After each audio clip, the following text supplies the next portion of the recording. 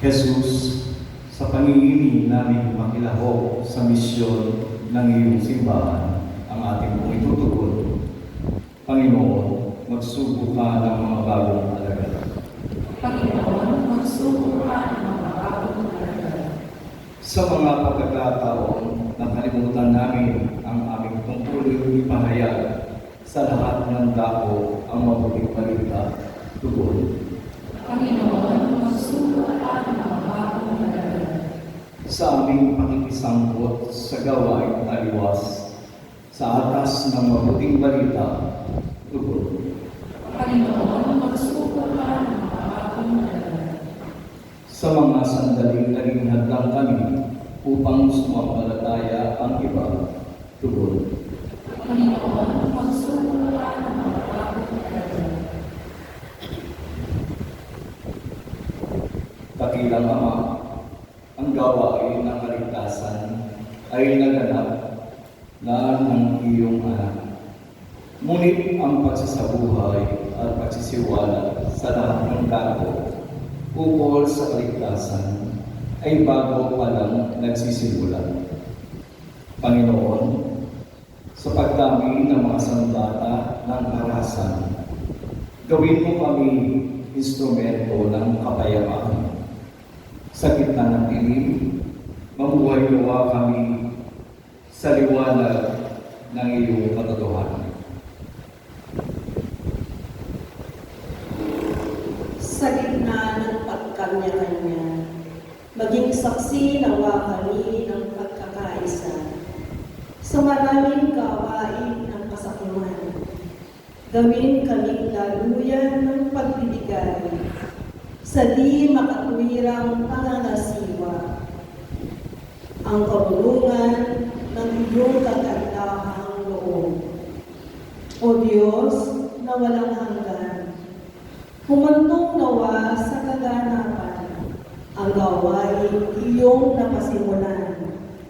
Mapasa amin nawa ang iyong kaharian dito sa lupa para ng sa langit. Amen.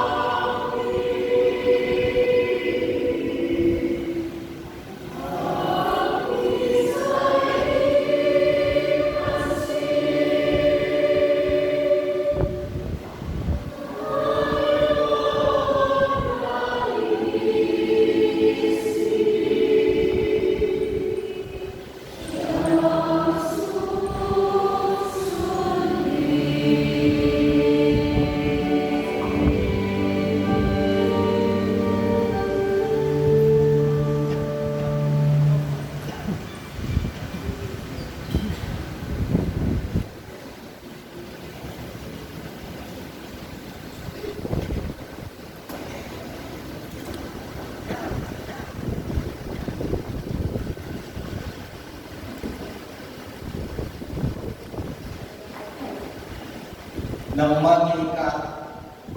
maging kalabing-dalawa ng tanghali, nagdilim sa buong lupain hanggang sa ikatlo ng hapon. Nawala ng liwanag ang araw at ang tapik ng templo'y napunit sa gitna. Sumigaw ng malakas si Jesus, "Ama, sa mga kamay mo'y inihahabilin ko ang aking kaluluwa."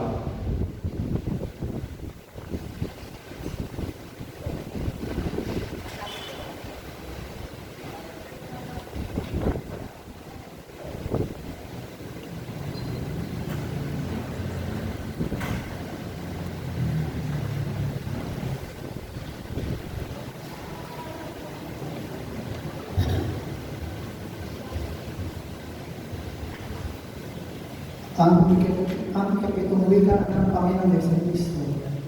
Ama, sa mga kamay mo ay ihaabilin ko ang aking espiritu. Ang dasal na ito ay paanyaya sa atin na magtiwala sa pag-ibig at pangangalaga ng Panginoon Diyos at pagsuko ng ating buhay sa kalooban ng Panginoon Diyos upang matagpuan ang pag-asa at kapayapaan sa gitna ng hamon at pagsubok. Ito rin ay nagbibigay ng bukal ng kaginhawaan para sa mga naghahanap na mabuhay sa pagtitiwala at pag-asa sa pangako ng Panginoon Diyos. Mga kapatid, nais kong ibahagi ang aking karanasan na nakaligtas ako mula sa tiyak na kapahamakan. Nagkaroon ako ng bagong buhay at pag-asa sa gitna ng pagsubok sa pamamagitan ng kapag at pagtiwala sa Panginoong Diyos. Ilang araw bago magpasko noong December 2019, masaraping namamasyal at kumain ng pamilya ko sa mall.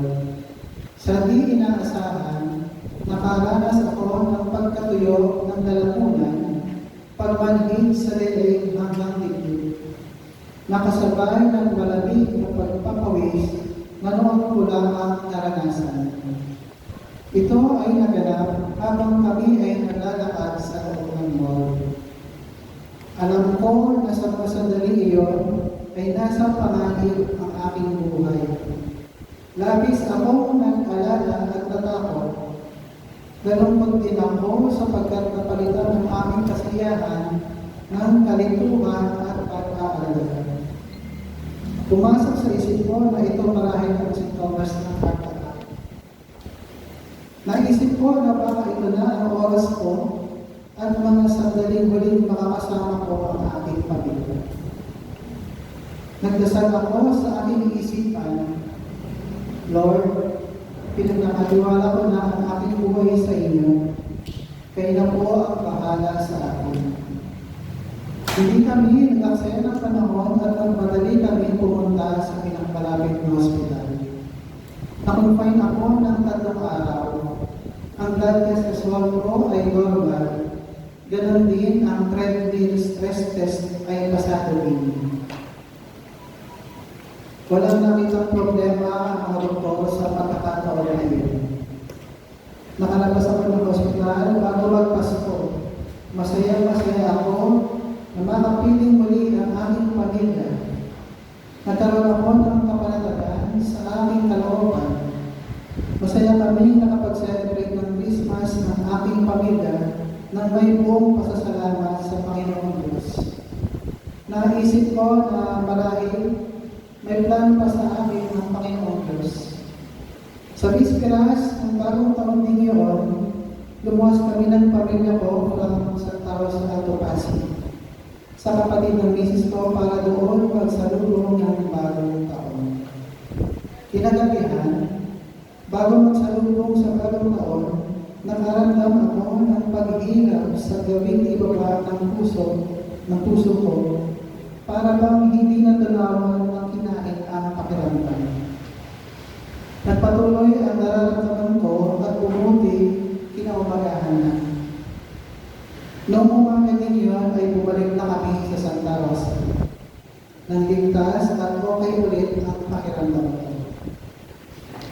Nabusisa ako tungkol sa mga symptoms ng heart attack at doon ko nalaman na ang naranasan ko ng pag-ingat sa gawing ibaba ng puso ay hindi ordinaryong sakit ng tiyan, bagkus ay isa ring sintomas ng heart attack.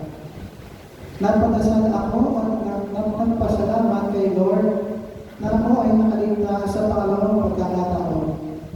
Nakapiling ko pa rin ang aking pamilya. Naisip ko ulit na baka may plano talaga sa akin si Lord. Makalipas ang ilang araw, dumating January 4, 2020, naghahanda ako sa pagpasok sa office mula sa Christmas vacation. Nakaligo at nakabihis na ako. Habang nagsusuot ng medyas, nakaramdam ako ng tila ba may magaan na nakadampi na kamay sa tuwing kaliwa ng dibdib ko.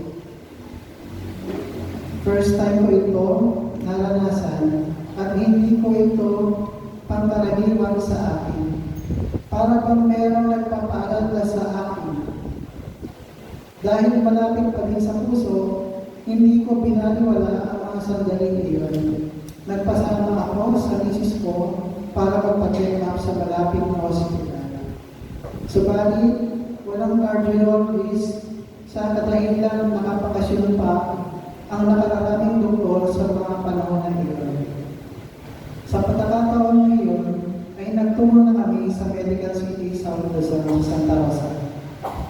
Ako ang nag-drive pero kalmado lang at nananalangin umaasang hindi traffic at umaasa din na walang masamang mangyari sa akin. Naisip ko na patuloy na magtiwala sa Panginoong Diyos sa gitna ng mga kaganapan sa akin.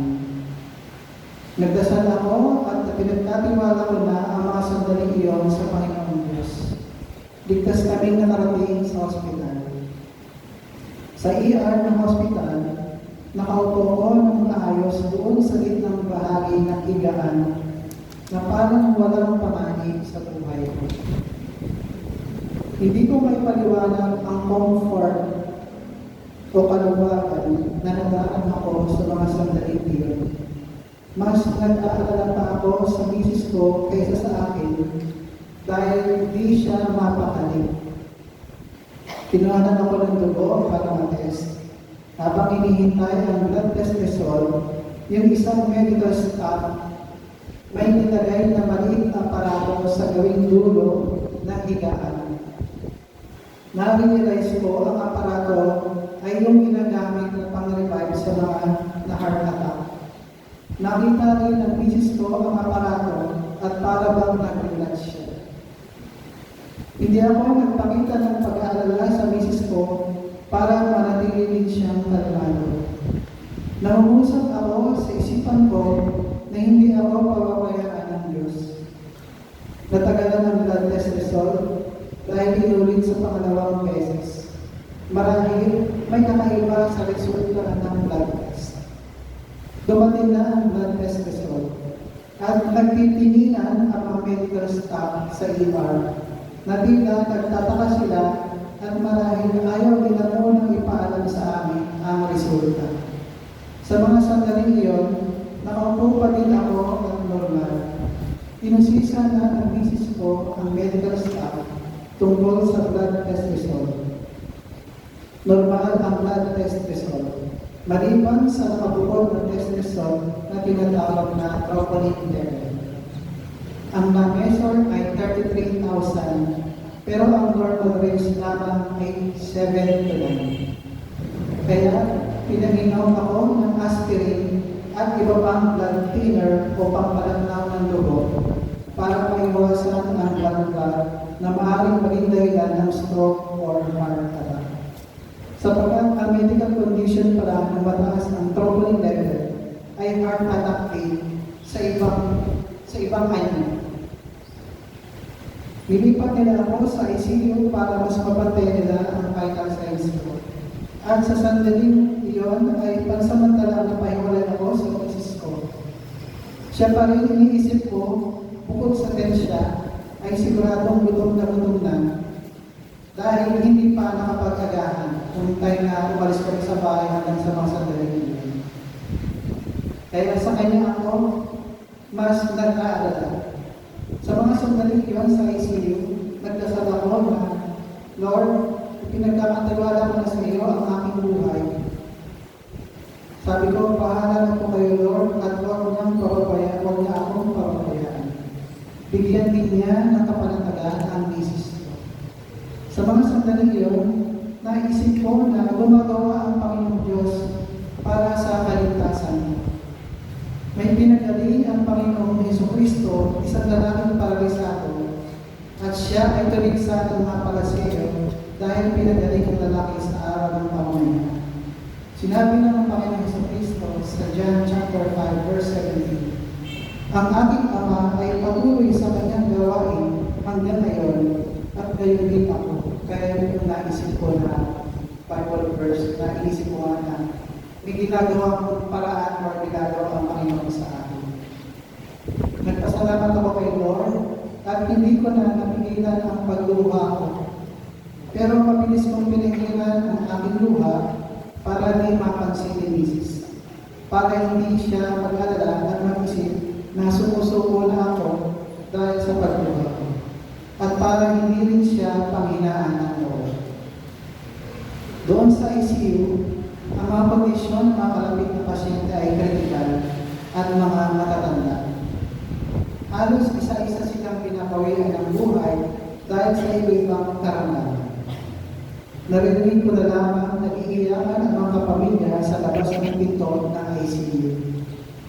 Patuloy akong kumapit at nagtiwala kay Lord. Alam ko, hindi niya ako pababayaan. Dumating ang kamag-anak ko at nagbigay sa akin ng rosary leaflet. Dumating din ang mga kaibigan at office mate ko para magbigay din sa akin ng kasigaan at pagdamay. Kinagabihan, nag-ECG test ako bilang bahagi ng monitoring. Ang resulta, mayroong bahagi na flatline, supposed to be dapat interval ganyan. Pero mayroong bahagi din na nag-straight yung linya.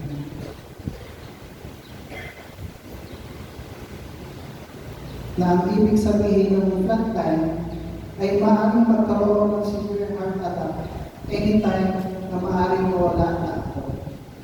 Pero misis ko lang at medical staff ang nakakaalam ng mga sandaling iyon.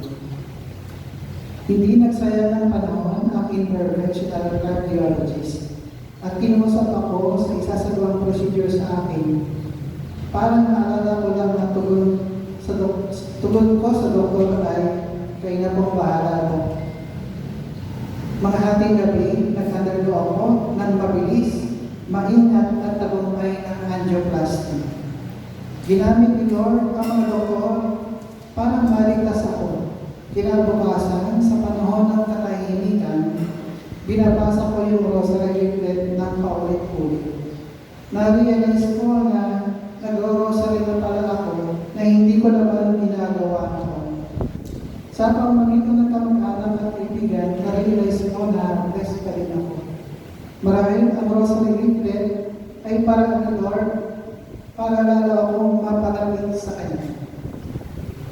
Makalipat na ako sa regular room, ligtas na ako. Pero ang sumunod na pinahanap ko ay mataas na hospital bill. Napaisip ako, saan ako makakakuha ng ganong kalaking halaga na pambayad? Pero ang galing ni Lord, dumagsa ang pinansyal na tulong at may lapis pa na kaunti mula sa kamag-anak ng mga kaibigan. Sa wakas, nakauwi na ako. Napakabuti talaga ni Lord dahil sa labis na pinansyal na tulong, tapos din ako ng cardio rehab para manumbalik ang self-confidence ko. Simula din noon, nag-rosary na kami ng pamilya ko. Tapos ilang buwan lang, dumating na ang COVID-19 pandemic. Marami ang hindi nakaligtas.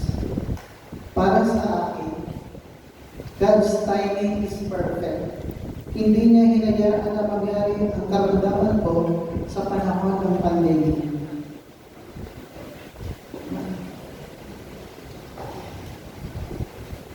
Naalala ko sa mga online mass noon, mula sa kantang bukas palad, ang mga salita ng Panginoon, turuan mo akong maglingkod sa iyo. Yun lang yung time na lagi kong narinig ito before pa ako magkaroon ng heart attack. Narinig ko na ito. Pero yung time lang na ito, dito lang tumanin sa isip ko, sa puso ko, ang mga natagal ito. Tumanin na nagtagal sa aking isipan at hanggang sa parang hindi na ako manahimik. Makalipas ilang buwan, ay nagkaroon ng kaluwagan noon sa pandemic at nakalipat na kami sa bagong bahay dito sa Calamba at na-bless ni Father David. Nagsisimba kami noon sa Our Lady of Lourdes. Makalipas ilang buwan at taon at nagtanong kami kung may opening sa mga gustong mag-serve sa church. Dahil gustong-gusto na talaga namin mag-serve bilang pasasalamat sa Panginoong Diyos. Pakiramdam namin mag-asawa, parang may kulang sa buhay namin. Naalala ko noon, napili kami 2 beses mag-aray ng tinapay at alak sa misa sa Our Lady of Lourdes. Sabi ko kay Mrs., baka ito na ang sign. Nagkaroon ng invitation sa seminar 1 month before namin nalaman. Dumating ang seminar, pero sa di inaasahan, hindi kami naka-attend. Kaya nanghinayang kami kasi matagal na ang kasunod na seminar. Tapos, nagtanong na kami sa office dito sa ating parokya sa Our Lady of Fatima. Nagtanong din kami kung meron bang opening sa mga gustong mag-serve para sa Panginoon. Nagala kami dahil merong upcoming schedule.